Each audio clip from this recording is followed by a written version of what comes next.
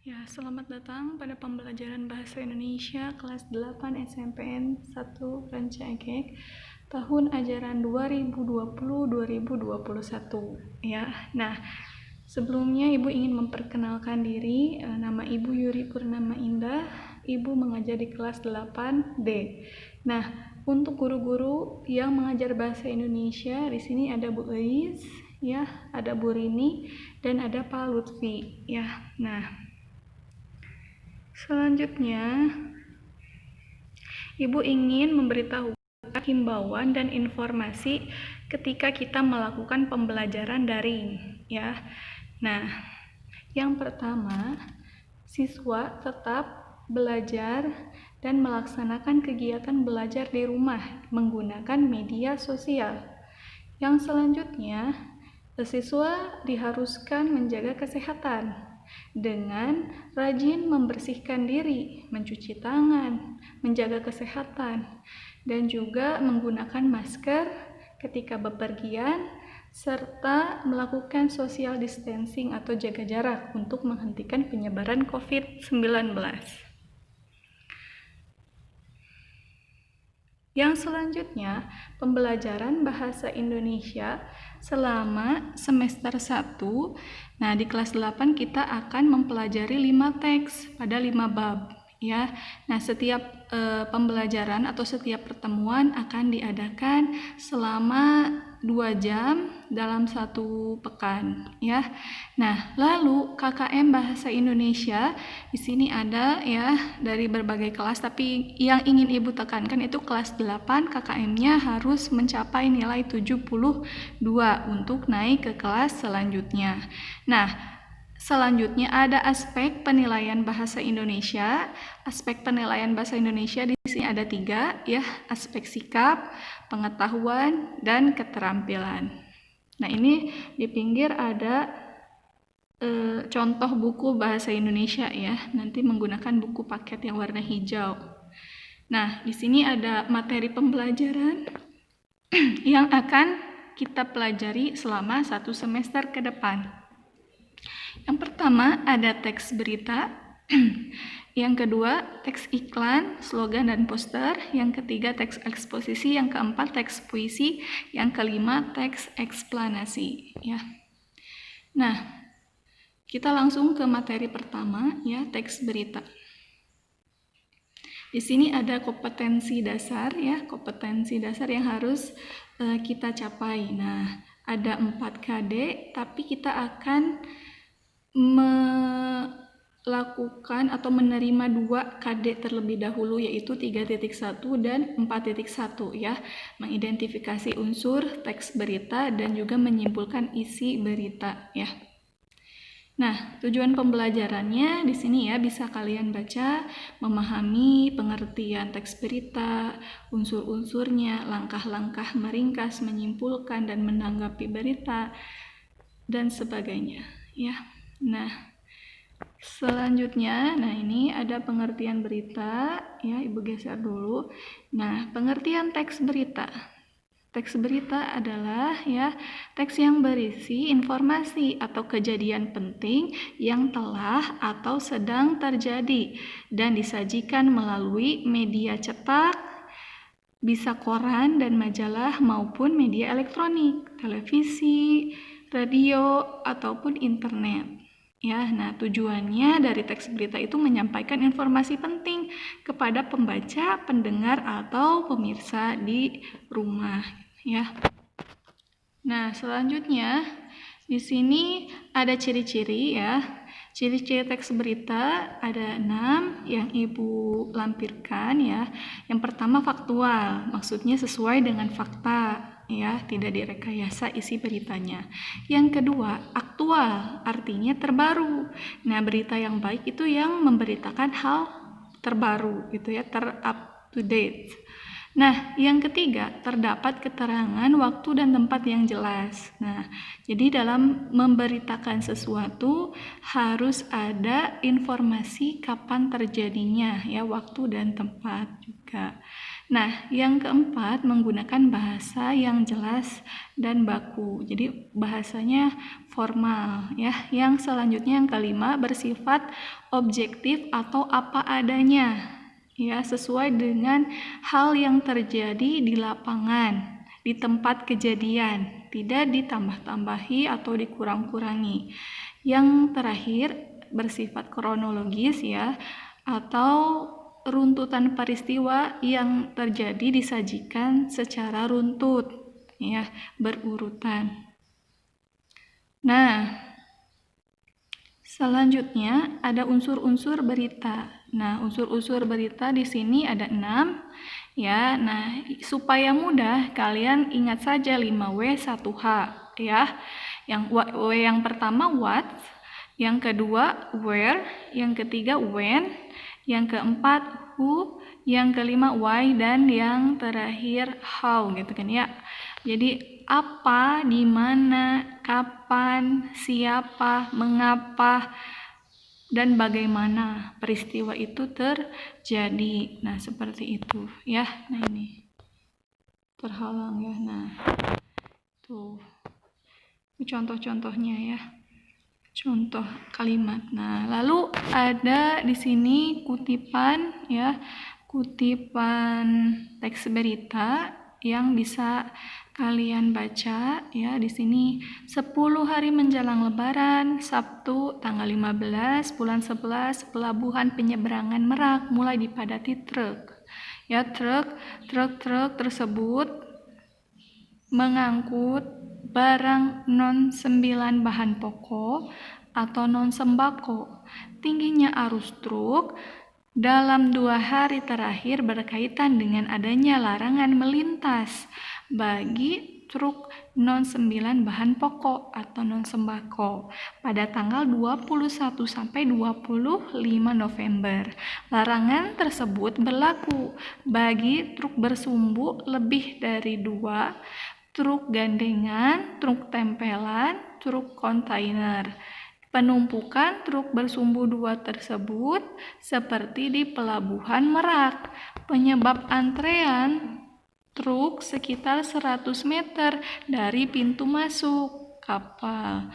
Antrean tersebut terjadi di dermaga 1 hingga dermaga 4, tetapi antrean tersebut masih dalam batas normal. Antrean belum membeludak keluar area parkir pelabuhan. Tetapi akibat penumpukan truk itu, beberapa sopir truk mengaku harus menunggu sekitar 2 hingga 4 hari untuk bisa masuk kapal. Nah, ini ya contoh beritanya. Lalu coba kita isi. Nah, mencari unsur berita ya.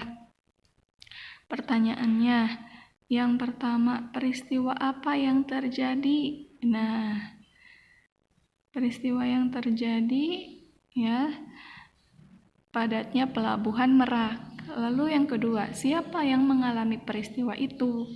Nah, truk-truk pengangkut barang non sembako ya.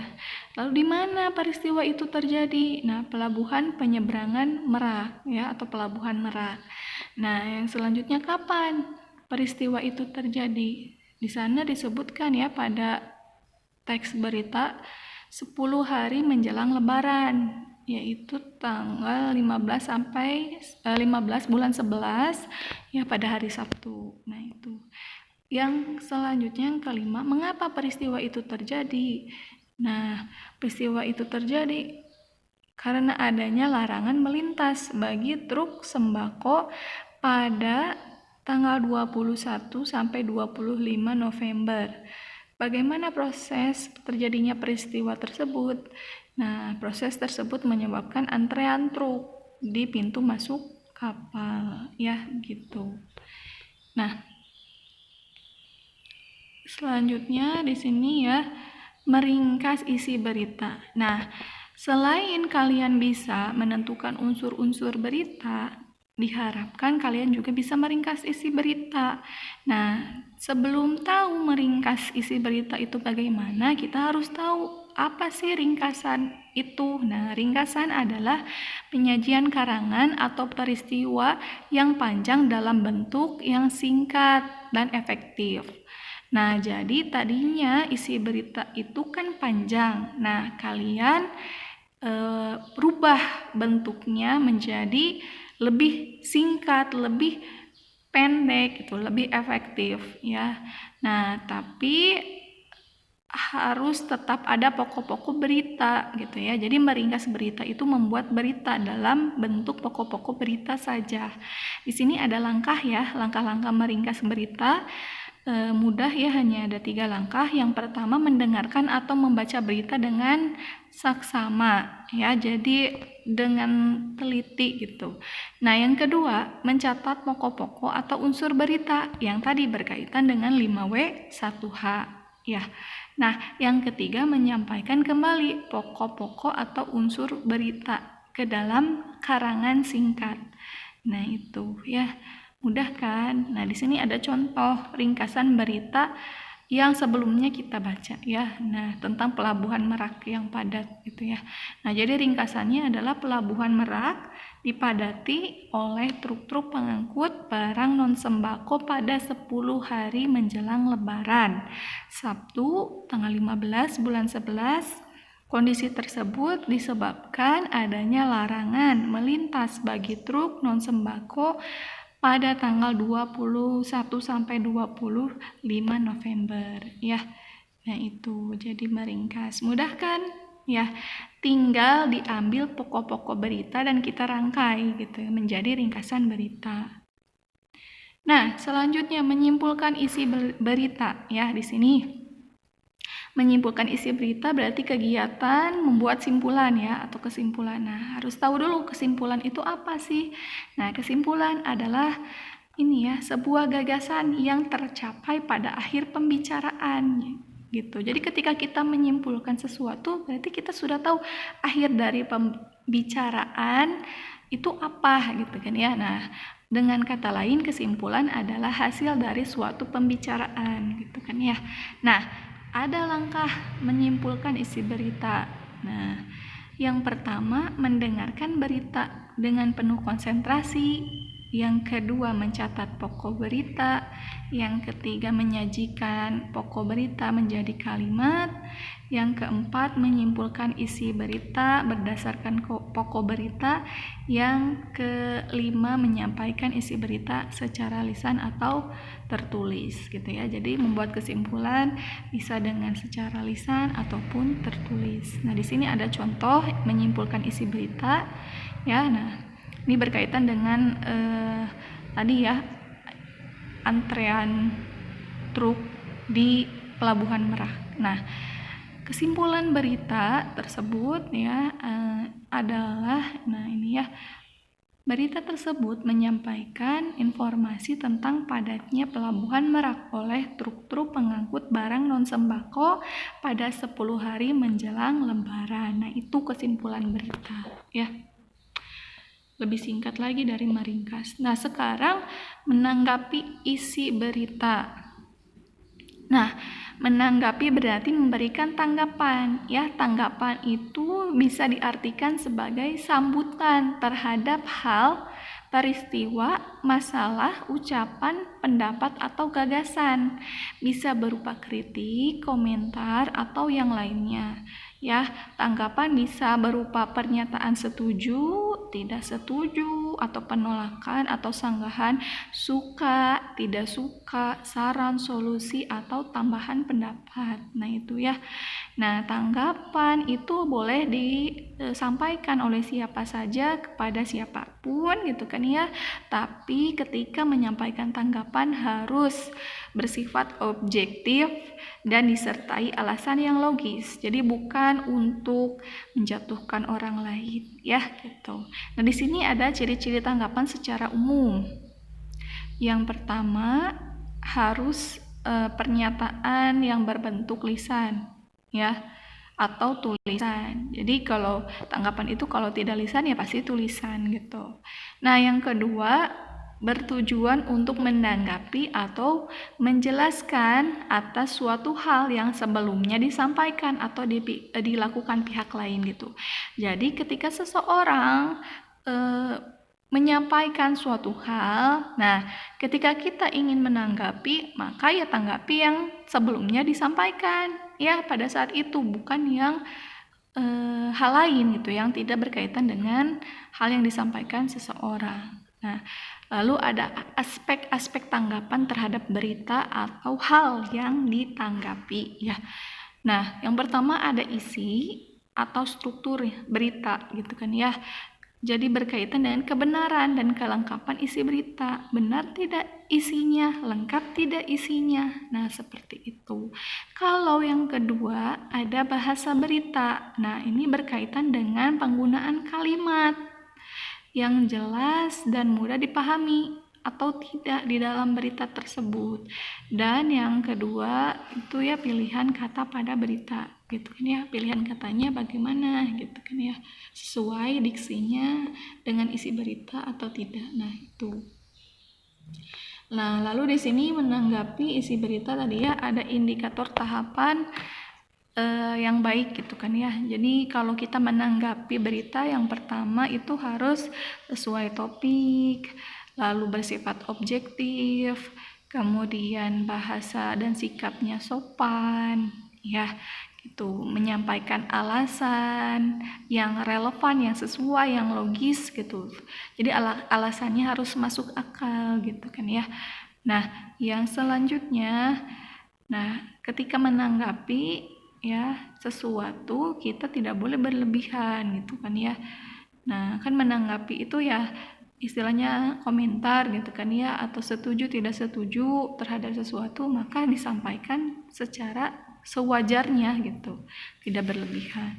Yang keenam, disampaikan ya ini tidak bertujuan untuk merendahkan atau memojokkan pihak lain. Nah, itu ya. Jadi jangan sampai kita menanggapi tapi untuk memojokkan orang lain. Nah, itu tidak boleh ya. Tuh. Nah, ini contoh tanggapan isi berita ya. Kita geser dulu supaya kelihatan. Nah, yang pertama ini ya, contoh tanggapan positif atau setuju gitu kan ya. Keputusan yang diambil pemerintah pastinya telah melalui pertimbangan yang matang demi negara dan tentunya tidak akan menjadi penambah beban hidup rakyat. Nah, itu gitu ya. Jadi tanggapan tersebut setuju dengan sikap gitu kan ya, artinya kan tanggapannya positif gitu kan ya. Nah, yang kedua ya, pemerintah tidak memikirkan kondisi rakyat saat ini.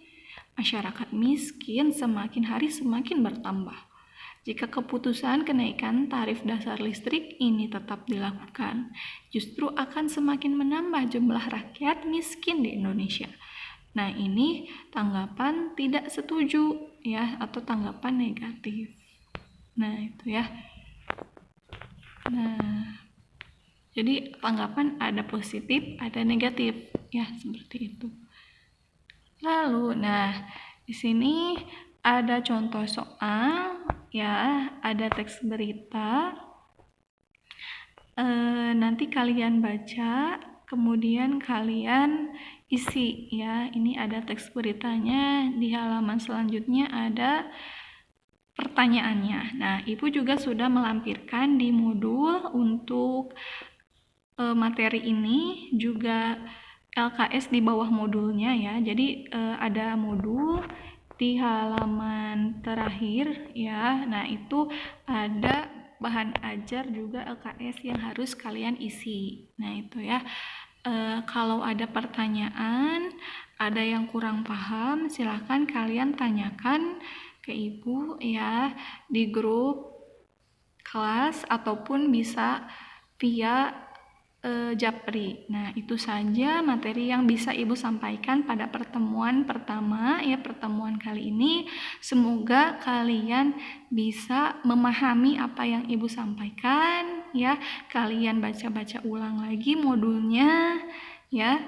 Kalian simak lagi pembahasannya. Semoga apa yang Ibu sampaikan bisa kalian pahami dengan mudah. Nah, itu saja.